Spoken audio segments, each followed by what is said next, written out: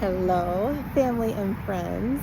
I am making this video on the day before I leave for my next trek, and my next trek is going to be to Iceland for a 6-day trail. Actually, it's two different trails, and it'll take me 6 days to complete both of them. They are called, and I wrote this down, the Lodvigar and Femborhos trails. And I know I'm probably pronouncing those wrong, but that's as close as I could get. And it will be hut camping and possibly some tent camping, but definitely I'll be staying in these huts. And from the pictures that I've seen, because I'm on like some Q&A like groups on Facebook and Instagram, they're mostly covered in snow right now. So it's like the beginning of their trail season, I guess, when the trails open. I guess prior to that, there's too much snow and ice for people to actually go on them. But I think people started going like last week, and from what they said, the huts are pretty snow covered. If I can find a picture, I'll try to insert it. But it seems like the huts are like just these big rooms with a bunch of beds, like bunk beds in them, where people just like come through and then like sleep on the bed and then leave the next day. I don't think there's like a caretaker on the property or anything like that.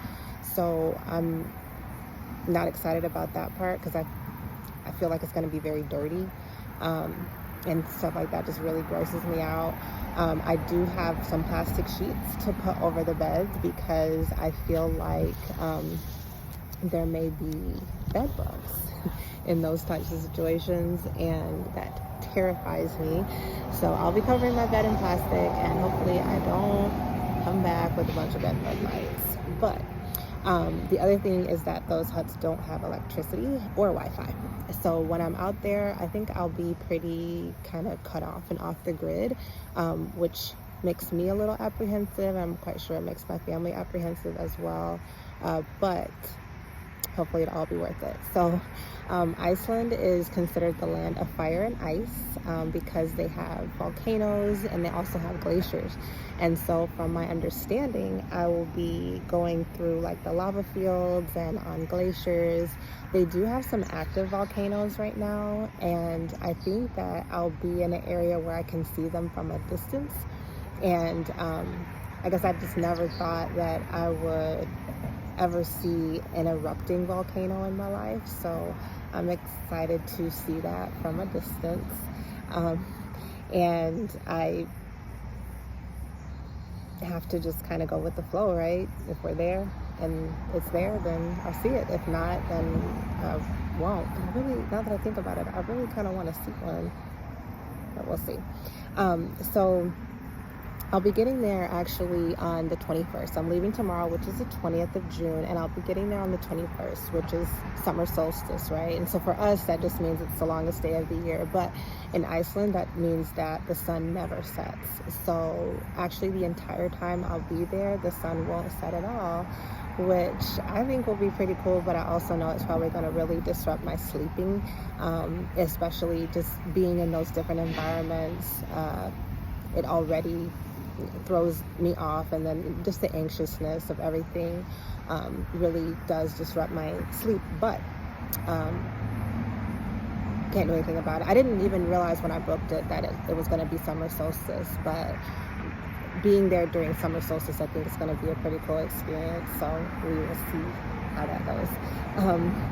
The other apprehension that I have is that the difficulty of this one, I want to be careful not to underestimate it like I did last year's hike.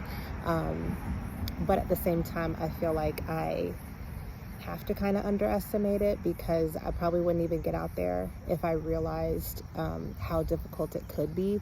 On the website that the trekking company that I use, which is called Flashpacker, they rate hikes from easy to moderate to difficult. So all of the hikes that I've done so far have been listed as moderate. Even Kilimanjaro was listed as moderate, and that was the hardest thing I've ever done in my life. So I think really how they rate it as moderate, I think that just means that you don't have to like rappel up the mountain or scale the mountain. Like if it's possible to walk it, then I think that is going to be considered a moderate hike. So I'm taking that moderate with a grain of salt, but I'm still telling myself, like, you've probably done much more difficult hikes. You know, you can do this one, because I don't want to scare myself off from not doing it. But yeah. So the other issue, the other thing that I'm kind of apprehensive about is the weather. It's not going to be quite as cold as I think that I imagined it to be, or as most people would imagine Iceland to be. From all of the forecasts that I've seen, it'll stay between 40 and 50 degrees, and it doesn't fluctuate really because at night it's still daytime. So, you know, there's no sunset, which would make it colder. Excuse me. So hopefully it'll be comfortable enough, but I do have some extra warm gear, gloves, mittens. I have a lot of layers that I'm taking with me, and definitely my rain layer is going to be used this time, because the thing that they say, even though it's not quite as cold, there is a lot of wind and a lot of rain, which makes it feel colder than it is. And there's also some river crossings, and when I say river crossings this time, it means like up to your waist river crossings, and it's freezing cold water because it's water that has melted from the snow and now it's coming down through the river. And then when you get out of the river, you're still on the hike, so it's not like you're out in the warm sun or you can dry off or anything. So I'll be basically hiking in very wet, very cold clothes, and that sounds absolutely miserable. I don't like the cold at all. When I say I don't like it, I mean like I despise cold weather. Like, I'm born in Cleveland, Ohio, raised in Grand Rapids, Michigan, but I have been in the South, in Texas, or in Louisiana for 25 years. I left when I was 18 years old, and I just never went back to cold weather, and I never plan to go back to cold weather. So this is going to be a challenge for me, but hey, it is what it is at this point, right? I also wanted to kind of talk about my fitness journey, because I feel like the last time I was on here, I had these big plans to really get in shape, and I started a fitness journey, and I did start a fitness journey. Actually, I did okay. I ended up working out pretty much every day. I started in August, and I worked out every single day in August, and since I was used to it, because I was getting up, I got up at 4:50 every morning, and I was at the gym by 5:30, because I would like start my morning routine, and then I would go to the gym, and I would leave the gym by 6:30, get home, and then leave the house by 7:15. And I quickly found out that I had to do it in the morning, because after school, which for me, after work, was way too busy, like with my kids' activities, with just obligations that I had for work. So in order for me to commit to that, I had to get up that early. And it actually, after a while, it did start feeling good. Like, I forgot how many days they say it takes to form a habit, but once the habit was formed, it didn't feel as bad as I thought, and it actually kind of helped me to go to sleep at night as well. So I can't necessarily say that I did like a full workout every single morning. Some mornings I did go to CrossFit, or I would go to the gym, or if I really was like dragging that morning, I would just do a walk around my neighborhood, but it would end up being either 2 or 3 miles. Sometimes I would jog it, but but I did get out there every day. And in the end, I lost 15 pounds. Well, I can't say in the end, because back up. I lost 15 pounds. And then in February or March, I ended up injuring my back. And when I say I injured my back, really all that means is that I slept wrong, because when you're in your 40s, a back injury can come from sleeping wrong. And so I was kind of like out for 2 months from like a back injury, so I couldn't do CrossFit. But during that time, I did still try to walk or go to the gym, and I did a lot of stair climber, just things that didn't have, impact on my back and didn't involve lifting. So during that time, though, since I did have to slow down with CrossFit, I gained about 5 pounds back. But still, in the end, I think I'm fine. Like I'm proud of the progress that I made.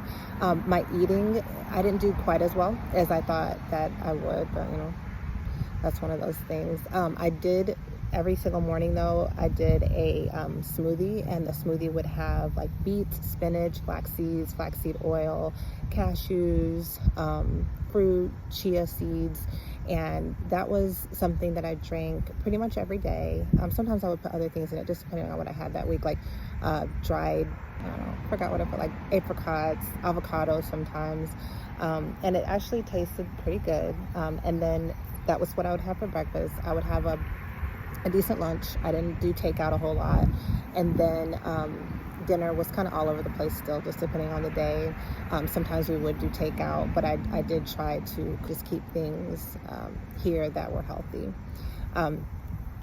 So one other thing that I wanted to share with y'all was this drink that I've been drinking recently, and it's an apple cider vinegar drink. So it has apple cider vinegar, lemon juice, cayenne, and turmeric, and it does not taste good.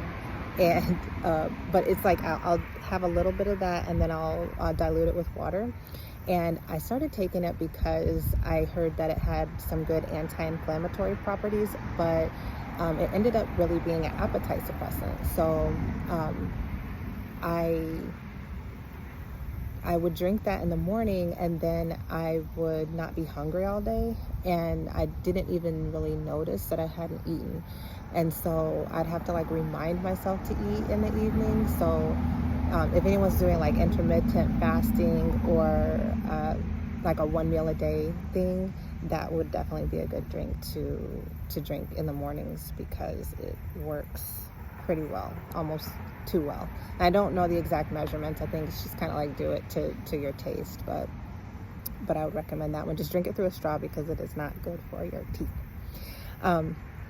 So on this trip, I know from talking to my friends that Iceland is a place that a lot of people have on their bucket list. So I'm really hoping that I can accurately tell the story of, what it takes to travel to Iceland, especially as a solo female Black hiker, but also just as someone visiting. I'll have 2 days before I start my hike, and during those 2 days, I do want to do some of the touristy stuff that you hear about in Iceland, like the lagoons and trying some of the local foods, and also just like kind of checking out the nightlife, which I was thinking the other day, like, is it really nightlife if it's light outside all night long? Like, doesn't it just feel like you're out during the day? So anyway, we'll see what that's all about. But I will try to post this along the way as much as I can. Like I said, Wi-Fi is going to be an issue, but hopefully I can tell the story accurately, and hopefully you'll follow along on my trekking teacher page, and I will see you in the mountains. Bye.